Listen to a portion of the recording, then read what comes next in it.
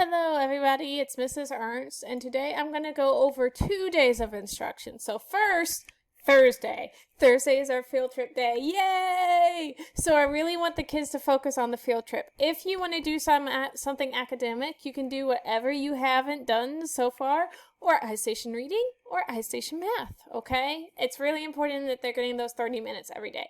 For Friday, however, we have a read aloud with Axel, and I'm sorry for his behavior in this one. He was a little rambunctious on this day.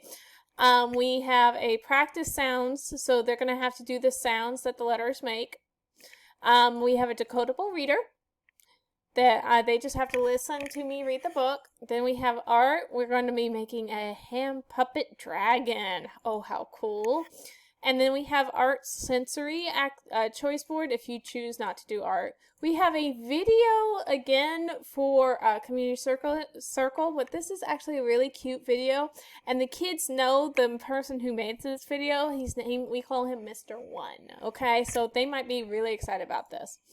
And then we're going to explore and record distance walking. So crab walking, walking, hopping, and skipping.